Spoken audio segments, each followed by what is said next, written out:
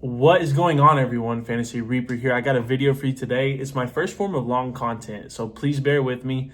Sorry if it's bad. Sorry if I'm not speaking right. I've never done anything like this before, any type of long content. I've always done short TikTok videos or short YouTube videos. So today's my first piece of long content, and today's content is going to be my top 10 Dynasty fantasy buys for the 2025 NFL season. These are guys who I think you can get cheaper right now than you'll be able to get during the season or even during after the season. I think these guys are worth more now than they will be probably for the rest of their career. So sit back and enjoy the video. First off, I have Travis Hunter. And I think a lot of people are really worried about his snap share on offense and on defense. And the Jaguars have been pretty open that they really want to start him out on offense. With the talent that Travis Hunter is, I think that they're going to want to keep him on offense. If your offense is really explosive because of one single guy, why would you change it? And people are really worried, well, what if he only plays 60% of the offensive snaps? That's what most of your favorite receivers play anyways. Lad McConkey's not out there playing 90% of the snaps. Some of your favorite guys are not playing 90% of the snaps, but they're out there making plays when they're on the field because their offense utilizes them the right way. I think Liam Cohen is a great offensive coordinator. I know he's the head coach, but I think he's going to hire the right person. I think he's going to have the right schemes to make Travis Hunter succeed in that offense. I'm not worried about Brian Thomas Jr. I think they complement each other. Brian Thomas Jr. is not really a target hog. I mean, he averaged probably 5 targets a game last year. So I think Travis Hunter is going to be more of a target hog than Brian Thomas Jr. I think he's going to get a lot of them easy catches for Trevor Lawrence to help him get the offense going. And I really love Travis Hunter. I think he's the best wide receiver prospect in this draft for sure. He's the most talented. He's got the best hands. He's got pretty good route running. He doesn't just have breakaway speed, but he's very shifty, and I think he's going to do great in the Jaguars offense. Number 2, this is Quinshon Judkins, mainly because he hasn't been charged of anything yet. I don't know if he's going to be found guilty. He might be. I don't know a whole lot about the situation. I did hear the phone call from the girl's end from her point of view. So we'll see what Quinshon has, even if it's like a 4 to 6 game suspension, which I think is like pretty average for the assault. And I think that Quinshon is going to be a league winner next year. I think he's going to get a ton of carries. I mean, a ton. That Cleveland Browns offense, if we can get prime Nick Chubb and Kareem Hunt production from Quinshon and Dylan Sampson, I think Dynasty owners are going to be really happy with him. Quinshon was my second favorite running back in the draft behind Ashton Jeanty. He's bigger than Ashton Jeanty by quite a bit. I think he can catch the ball just fine. I've seen him do it. I think he's great at running between the tackles, great at running outside. He's a big play guy. He's a small play guy. He can do anything you need him to do. I think he's going to get the goal line touches in Cleveland, which is going to be worth 6 points every time he touches that end zone. That's 6 points to your fantasy team. So I really like Quinshon Judkins. I think he's a great talent. I wouldn't worry too much about it. I think everything's going to be okay. Trust the talent, trust the process, and trust Cleveland's running backs. Look what they did with Jerome Ford last year. Quinshon Judkins is way better than Jerome Ford. Number 3, my favorite player on this list, Tyler Warren. If Tyler Warren can come out and produce like Brock Bowers did, and I'm not saying he's going to, but let's just be honest. Brock Bowers went to a really bad offense last year, and they ran their offense through Brock Bowers. Tyler Warren, middle of the draft, middle of the first round, goes to a really bad offense. They don't know who their quarterback's going to be. If it's Daniel Jones, Tyler Warren's tight end 4. Automatically, without playing a snap in the NFL, he's tight end 4 behind Bowers, McBride, and Kittle.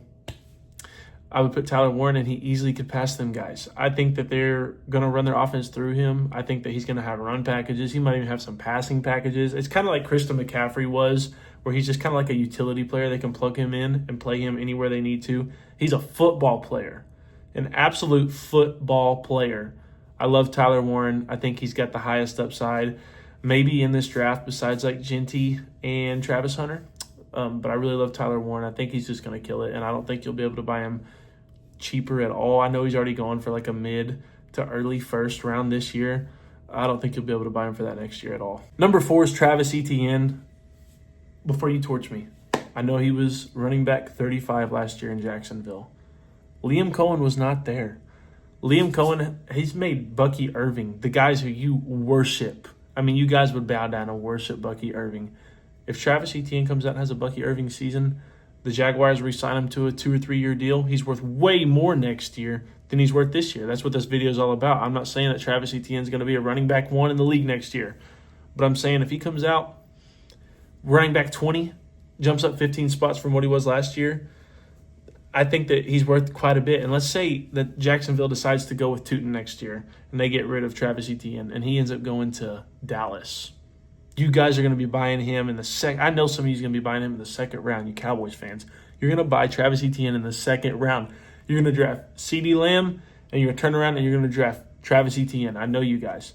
So you're not going to be able to get Etienne next year for a cheap price. I don't believe you will. I think he's going to have a great season underneath Liam Cohen. I think the Jaguars' offense is going to be really good. And I would go ahead and buy Travis Etienne right now because he is dirt cheap, dude. Go ahead and buy Travis Etienne. Fifth, this is just because of the legal troubles. Rashee Rice, 30 days. He's going to have to serve in jail. He can serve at any time in the next 5 years. He might get a 10-game suspension. That's the worst case scenario, I think, for Rashee Rice this year is a 10-game suspension. If you can hold out and you can make the playoffs and then Rashee Rice gets plugged into your lineup for the playoffs, I think you're going to be okay. I think he's solid wide receiver, 1 or 2 on your dynasty team. If your dynasty team's stacked, you put him at the flex. But if you can make the playoffs, if you can hold on until the playoffs without Rashee Rice and you get him, he could be a league winner for you next year. And all of us want to win money in our money leagues. That's what it amounts to.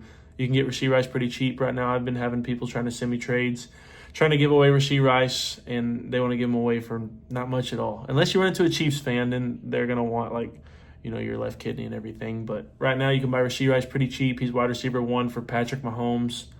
I don't have to say much more. We all know what Rashee Rice is. He's a great player. Number 6 is my riskiest name on this entire list. It's Trey Benson. Last year we were all talking Trey Benson. What week was Trey Benson going to take over, right? Because James Conner's not going to last all year. He hasn't played a full season in the NFL that we know of. Well, James Conner pulled off the impossible. Played the entire season, and didn't just play an entire season, but killed it. I mean, he absolutely killed it. You can't buy James Conner for a decent price. People want a full-on haul for James Conner. It's insane. I'd buy Trey Benson. Reports are that they're going to be running both of them this year. Trey Benson's the guy that has the big explosive plays. 4.3 speed at that 6-foot plus frame, at that 200-pound plus frame. Trey Benson's, if he comes out next year, he has 1,500 yards.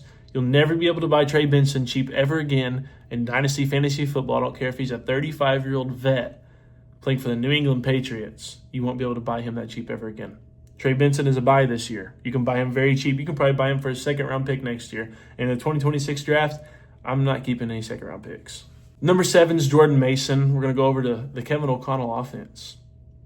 If Jordan Mason takes over for Aaron Jones, you're not going to be able to buy him at all. Right now, you can get Jordan Mason. I don't know what you can get for Jordan Mason. I'm going to say maybe like a third, a second, maybe a backup running back in a second, somebody who you're never going to put in your lineup in a second-round pick next year for Jordan Mason. And Jordan Mason has running back 1 upside. We saw it last year on the 49ers. He's on a better offense this year. The Vikings are just a better offense. They're superior. Let's be honest. If Jordan Mason is running back 1 in Minnesota, he's going to go for Kyron Williams price. Actually, more. He's probably going to go for Jonathan Taylor price. So I really am high on Jordan Mason. I've tried to get him in most of my leagues that I can. You can get him cheap right now. You won't be able to get him cheap next year. Trust me, he's going to take over. I do believe that. He's younger than Aaron Jones, and he's more of a pure runner than Aaron Jones.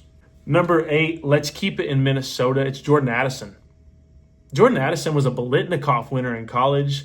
He was a top 30 wide receiver last year. If Jordan Addison comes out this year and averages 15 points per game, 16 points per game, has a T. Higgins type year, you're going to have to pay T. Higgins prices for him next year. You're not paying T. Higgins prices for him this year, and Addison might be a better receiver than T. Higgins.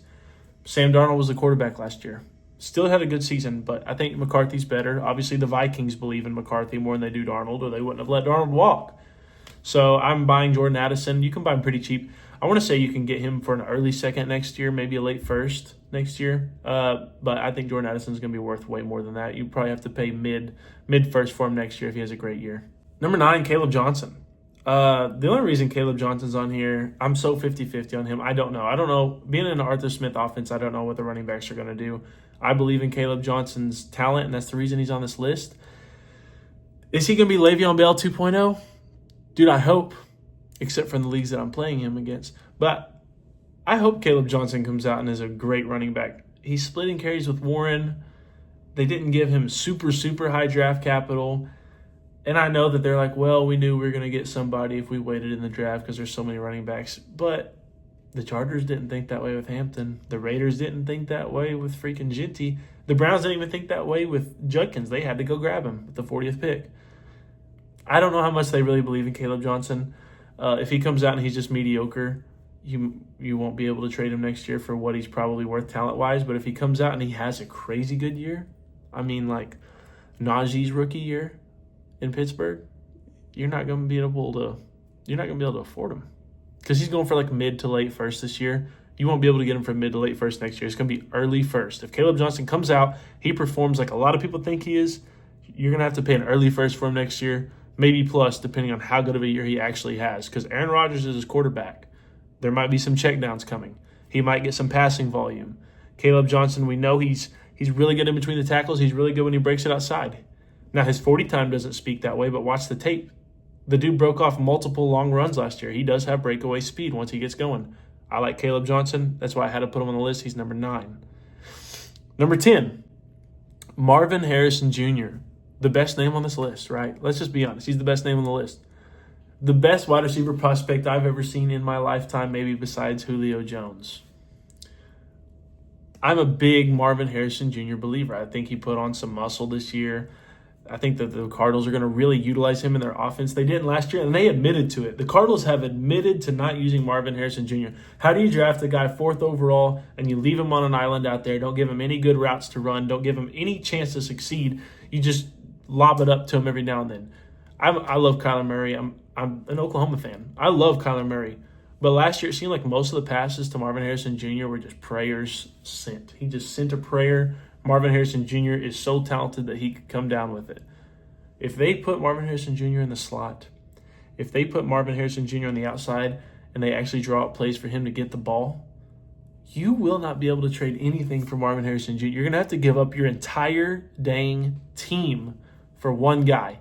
Because Marvin Harrison Jr., we literally all know he is that guy.